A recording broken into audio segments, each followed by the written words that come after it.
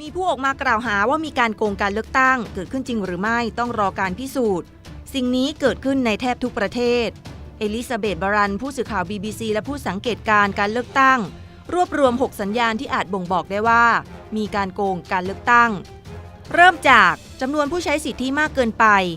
ตัวเลขผู้มาใช้สิทธิเลือกตั้งอาจเป็นสัญญาณบ่งบอกที่ดีตัวหนึ่งเพราะในการเลือกตั้งที่โปร่งใสคุณไม่มีทางที่จะได้เห็นผู้มีสิทธิลงคะแนนมาใช้สิทธิ 98% หรือว่า 99% บารันยกตัวอย่างการเลือกตั้งในกาบองกฎหมายกำหนดให้ประชาชนทุกคนต้องไปเลือกตั้งแต่ในทางปฏิบัติไม่ได้มีการคุมเข้มขนาดนั้นแม้กระทั่งในออสเตรเลียที่ประชาชนอาจถูกปรับหากไม่ไปใช้สิทธิเลือกตั้งซึ่งทำได้ทั้งทางไปรษณีย์หรือผ่านเว็บไซต์แต่ถึงอย่างนั้นจำนวนผู้มาใช้สิทธิสูงสุดก็อยู่แค่ 90-95% สาเหตุหลักที่จำนวนผู้ไปใช้สิทธิไม่มีทางที่จะครบ 100% ก็เพราะมีความเป็นไปได้ยากมากที่บัญชีรายชื่อผู้มีสิทธิเลือกตั้งจะเป็นปัจจุบัน 100% เพราะถึงแม้ไม่มีใครเจ็บป่วยหรือว่าต้องเดินทางในช่วงเลือกตั้ง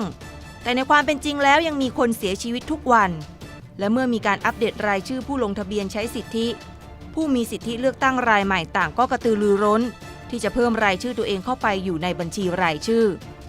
บาลันเคยรายงานข่าวเลือกตั้งในพื้นที่บริเวณสามเหลี่ยมปากแม่น้ำไนเจอร์ของไนจีเรียพบว่าสถานที่บางแห่งมีผู้มาใช้สิทธิกว่า 120%แต่การออกมาของผู้ใช้สิทธิเกิน 100% ในพื้นที่หนึ่งหรือหน่วยเลือกตั้งหนึ่งถือเป็นสัญญาณอันตรายและเป็นเหตุผลหนึ่งที่จะกำหนดให้การเลือกตั้งเป็นโมฆะต่อมาคือจำนวนผู้ใช้สิทธิมากในบางพื้นที่แม้ว่าจำนวนผู้ใช้สิทธิจะอยู่ในเกณฑ์ที่พอจะเป็นไปได้หากจำนวนดังกล่าวแตกต่างจากที่อื่นๆอย่างสุดโต่งก็ถือว่าเป็นสัญญาณบ่งชี้เช่นกันจะมีเหตุผลอะไรที่ทำให้พื้นที่ใดพื้นที่หนึ่งหรือหน่วยเลือกตั้งหนึ่งมีจำนวนผู้ใช้สิทธิถึง 90% ในขณะที่พื้นที่อื่นมีผู้ใช้สิทธิไม่ถึง 70% ต้องมีความไม่ชอบมาพากลเกิดขึ้นแน่นอนโดยเฉพาะหากจำนวนผู้ใช้สิทธิที่มากนั้นอยู่ในพื้นที่ที่สนับสนุนผู้สมัครคนใดคนหนึ่งหรือพรรคการเมืองใดพรรคการเมืองหนึ่ง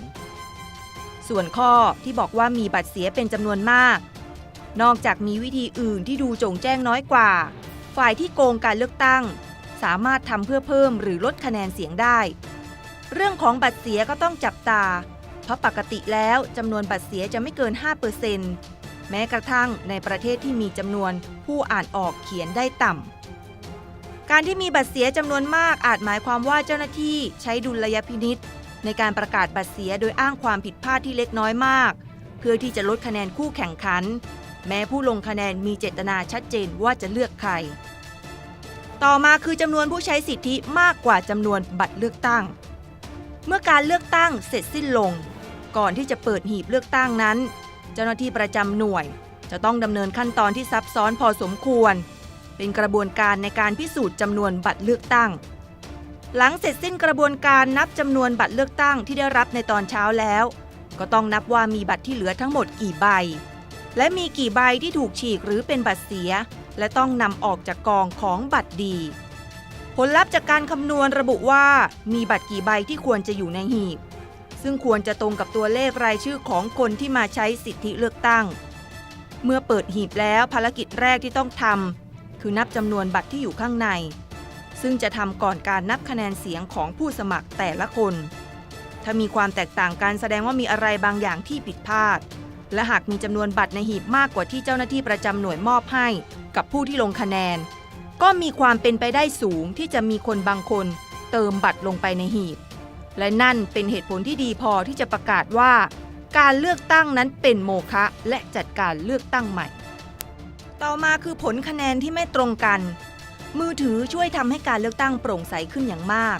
กลายเป็นข้อปฏิบัติมาตรฐานไปแล้วที่จะอนุญาตให้ตัวแทนพรรคการเมืองผู้สังเกตการณ์และบางครั้งแม้กระทั่งผู้ใช้สิทธิเลือกตั้งมาร่วมสังเกตการนับคะแนนและใช้โทรศัพท์มือถือถ่ายภาพผลลัพธ์พวกเขาจึงมีหลักฐานของผลการเลือกตั้งที่แท้จริงจากพื้นที่นั้นๆเผื่อว่าผลลัพธ์ที่กกต.ประกาศต่อมาจะไม่ตรงกันค่อนข้างชัดเจนว่านักการเมืองที่ขี้โกงต้องใช้เวลาระยะหนึ่งกว่าจะรู้ว่าปัจจุบันนี้ประชาชนย่อมรู้ว่ามีการแก้ไขคะแนนที่โตโกเป็นประเทศหนึ่งในภูมิภาคแอฟริกาตะวันตกตัวแทนพรรคการเมืองท้องถิ่นบอกกับเอลิซาเบธ บารันว่าพวกเขาสังเกตการนับคะแนนในปี 2548 ที่มีเจ้าหน้าที่หน่วยเลือกตั้งออกเดินทางไปยังเมืองหลวงโดยนำผลคะแนนที่ผ่านการรับรองแล้วติดตัวไปด้วยทว่าผลลัพธ์ที่ถูกประกาศทางวิทยุในภายหลังเป็นตัวเลขที่ไม่ตรงกันเหตุการณ์ทำนองเดียวกันยังเกิดขึ้นในจังหวัดคาทังกาในสาธารณรัฐประชาธิปไตยคองโกเมื่อปี 2554 ที่ผลการเลือกตั้งที่ประกาศในวิทยุไม่เหมือนกับผลลัพธ์ที่ผู้สังเกตการณ์นานาชาติเห็นว่ามีการติดประกาศที่หน้าหน่วยเลือกตั้งแต่ความโปร่งใสแบบนี้จะเกิดขึ้นได้ก็ขึ้นอยู่กับว่าการประกาศผลการเลือกตั้งอย่างเป็นทางการนั้นได้รวมเอาตัวเลขจากศูนย์นับคะแนนแต่ละแห่งเข้าไว้ด้วยหรือไม่และนี่ก็เป็นประเด็นปัญหาที่เกิดขึ้นในการเลือกตั้งกาบองเมื่อปี 2559 และข้อสุดท้ายคือการประกาศผลที่ล่าช้าในที่สุดก็มาถึงเหตุผลที่อาจไม่จำเป็นจะต้องเป็นสัญญาณของการเลือกตั้งที่โกงแต่ส่วนมากแล้วก็จะถูกเชื่อมโยงให้เป็นแบบนั้นกกต.โดยเฉพาะในทวีปแอฟริกาดูจะใช้เวลานานผิดปกติในการประกาศผลอย่างเป็นทางการที่ทำให้แย่ไปกว่านั้นก็คือเครือข่ายผู้สังเกตการเลือกตั้งท้องถิ่นและพรรคการเมืองที่รวบรวมผลลัพธ์ที่ถูกส่งเข้ามาในมือถือทำให้พวกเขารู้ผลลัพธ์คร่าวๆก่อนที่กระบวนการอย่างเป็นทางการจะเสร็จสิ้นแต่นั่นเป็นเรื่องที่ต้องใช้เวลานานโดยเฉพาะในประเทศที่มีระบบการสื่อสารที่ไม่ดีและในบางประเทศอย่างมาลาวีในการเลือกตั้งปี 2557 เจ้าหน้าที่เสียเวลาไปกับความพยายามในการใช้เครื่องมืออุปกรณ์ต่างๆทำให้การประกาศผลยิ่งช้าลงไปอีกแต่กรณีของมาลาวีนั้นการนำส่งผลเลือกตั้งต้องใช้วิธีดั้งเดิมคือบรรจุไว้ในซองจดหมายและขนส่งไปยังเมืองหลวงโดยมีตำรวจคอยคุ้มกันความล่าช้านั้นถือว่าเป็นอันตรายอย่างแน่นอนแล้วก็ยังช่วยโหมกระพือข่าวลือในเรื่องของการตกแต่งผลลัพธ์ก่อนที่จะมีการประกาศออกไปทั้งยังเพิ่มความตึงเครียดแต่นี่ก็ไม่ใช่หลักฐานของการโกงการเลือกตั้งที่โต้แย้งไม่ได้